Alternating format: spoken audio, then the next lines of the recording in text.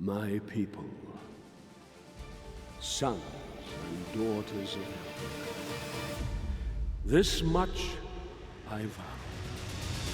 The history of these days will be written in blood.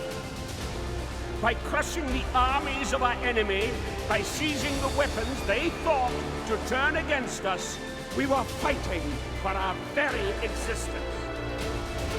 But if there are those who would deny us peace, refuse us our rightful place in the universe, then we will unleash such terrible vengeance that generations yet unborn will cry out in anguish.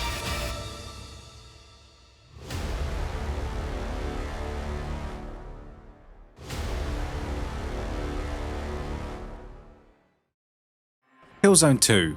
You probably remember it as the game that Sony hyped to the absolute stratosphere back in the late 2000s.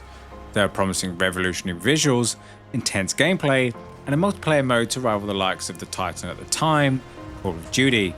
And for the most part, they delivered. But here's the thing, Killzone 2 was also an outlier. It's one of those titles that comes up in conversations about underrated classics or forgotten gems, yet somehow never managed to fully escape the shadow of other FPS titans at the time. So what happened? Why does Killzone 2, a game that was supposed to define an entire console generation, feel like it's been mostly left in the past? Hey, check it out. Show's starting. Whoa, man! That's gotta send a message!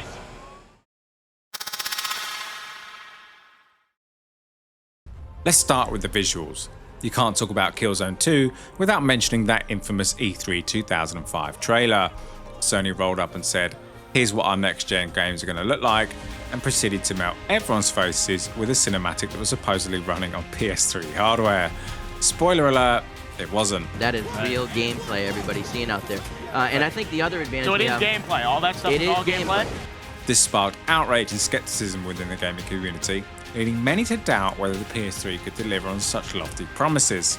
However, when the game finally launched in 2009, it came remarkably close to that trailer. The lighting, particle effects, and the sheer amount of detail in this gritty Hellgan environment weren't just impressive, they were downright groundbreaking. It was, and still is, a technical marvel.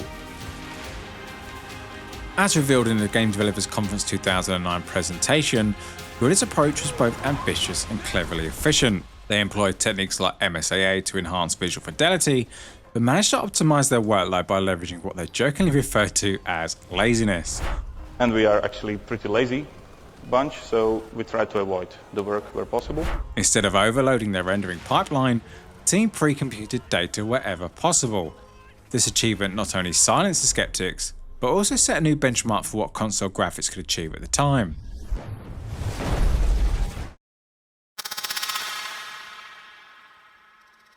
But graphics aren't everything, right? What about the gameplay? Well, here's where things get a little divisive. Killzone 2 gunplay is heavy. Like, it's heavier than a black hole, and I mean that in every sense of the word. The weapons have weight to them, the controls feel sluggish compared to something like Halo or Call of Duty, and the aiming has this deliberate input lag baked in, a design choice Guerrilla Games made to simulate the heft of a real weapon. This design choice sparked a wide range of reactions from the broader gaming community upon release. Some players praised the approach for its realism and immersions, arguing that it set Killzone 2 apart from other FPS shooters at the time, while others found it frustrating and overly cumbersome compared to the faster, more responsive gameplay of its contemporaries. Personally, I think it gives the game a unique identity. There's nothing quite like the sensation of firing the STA-52 assault rifle or watching the explosive arc of a grenade launcher. What also stood out was Killzone's 2 cover system, which wasn't groundbreaking in the sense of being entirely new. After all, Gears of War had already popularized cover mechanics in 2006, but it was implemented in a way that perfectly complemented the game's heavy tactical feel. Unlike many shooters of its time, the game utilized a first-person cover mechanic that allowed players to lead and peek while staying immersed in the action. This system wasn't just a gimmick, it was integral to surviving the intense firefights against the Hellghast. The ability to seamlessly transition between taking cover and engaging enemies added a layer of strategy that meshed beautifully with the game's oppressive atmosphere. It rewarded players who embraced methodical, position-based tactics over run-and-gun aggression, creating a unique gameplay loop that resonated with the game's gritty, war-torn aesthetic.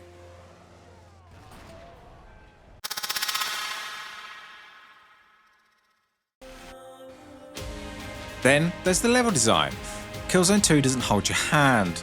It's not here to guide you down a linear hallway while NPCs shout instructions. Instead, it throws you into chaotic war zones where cover, positioning and teamwork actually matter. The Hellghast AI is surprisingly competent, flanking you and forcing you to adapt on the fly. What really elevated the experience was Guerrilla Games' use of real-time animation blending, a technique that allowed characters to transition seamlessly between movements. This technology wasn't limited to death animations. It was used dynamically during gameplay, making both the player character and enemies respond fluidly to the chaos of battle. Als je hier een mannetje ziet lopen, je schiet hem bijvoorbeeld in zijn schouder met een gun, dan heb je echt het effect, oké, je hebt hem echt in zijn schouder geschoten. Nou, hoe dat allemaal werkt, is dat we bovenop die animatie van het lopende mannetje, blenden we eigenlijk real-time een ragdoll erop. Nou, normaal zie je ragdolls alleen maar als het mannetje doodgaat, dan valt hij op de grond, een beetje mooi. This level of detail added a sense of realism and immersion that remains impressive even by today's benchmarks. It's not groundbreaking in hindsight, but it's certainly engaging, as long as you're willing to deal with the aforementioned heaviness. But what really sets Killzone 2 apart from me is its atmosphere. Helghan is a hellish place. The skies are permanently overcast, the ground is covered in ash and rubble, and everything, from the architecture to the uniforms, screams oppressive. The game's art direction is top-notch, and it all feeds into this overarching theme of war being grim, brutal, and unrelenting. Even the sound design reinforces this. Explosions echo across the battlefield, and the Hellghast's guttural roars will make your skin crawl.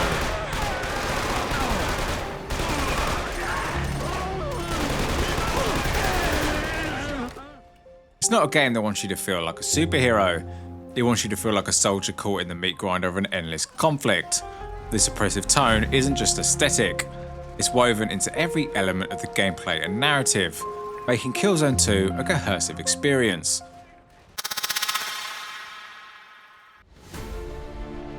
And let's not forget the story. It's fine. Okay, look, Killzone's 2 narrative was never going to win any huge applause. It's a straightforward tale of good guys versus bad guys, with a few shades of grey sprinkled in. The ISA are invading Helghan to take down Emperor Visari, the charismatic leader of the Hellghast, who's brought to life by the preeminent Brian Cox. Not that one, this one, whose iconic gravitas brought Visari's character to life in a way that elevated the game's narrative. They will know Helghan belongs to the Hellghast. Brian Cox was already renowned for his roles in both film and television, adding a level of prestige and credibility to the game's storytelling. Speaking of storytelling, along the way, you'll deal with internal power struggles, questionable morality, and some surprisingly effective moments of character development. Visari, easily one of the most compelling villains of the era. Your fleet burned, your friends butchered, and you become a hero for saving my life?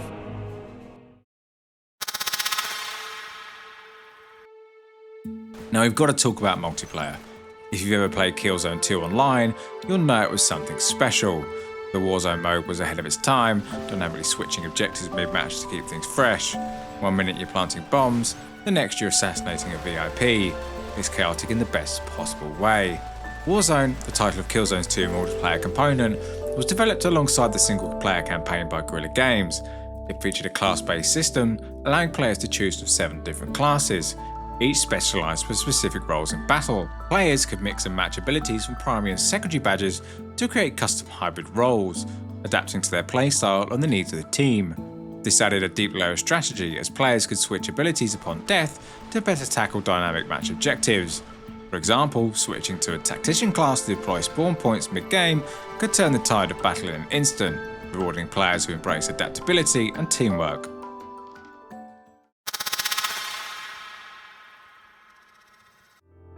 So if Killzone 2 did so much right, why isn't it remembered as an all-time great? Well, part of it comes down to timing. It launched in a world dominated by Call of Duty and Halo 3, games that were faster, more accessible, and had already cemented themselves with cultural phenomena. Killzone's 2's slower, more methodical approach was always going to be a tough sell in that climate. And then there's the fact that the series never really figured out what it wanted to be. Was it a Call of Duty competitor, a narrative-driven sci-fi epic, a tactical shooter? By the time Killzone 3 rolled around, it felt like Guerrilla Games were tracing trends rather than building what made Killzone 2 unique. For example, Killzone 3 embraced more cinematic storytelling, with larger set pieces and a heavier influence on action sequences, reminiscent of Call of Duty's blockbuster style. It also introduced jetpacks and a broader colour palette, aiming to appeal to a wider audience, but in doing so, it moved away from the oppressive, gritty tone that defined Killzone 2. These changes, while innovative in some respects, diluted the distinct identity established by its predecessor. Still, I think Killzone 2 deserves more love. It's not perfect, but it's bold. It takes risks and it commits to its vision in a way that's rare in the AAA space even now, probably even more so. With its recent crossover in the hugely popular Helldivers 2, perhaps it's not as forgotten as we might think. If you've never played it, or if it's been years since you last set foot on Helgan, maybe it's time to give it another shot. Killzone 2 remains a fascinating benchmark in how far games can push hardware and atmosphere, standing tall against modern titles in both its artistic direction and immersive gameplay mechanics. While its heaviness might not cater to every player's preference, its commitment to its vision ensures it remains a unique experience worth revisiting. The war for Helgan may be over, but its weight lingers, a testament to a game that dared to defy its era. Perhaps it's fitting that Killzone 2, like the war it portrays, is remembered as both being a triumph and a tragedy.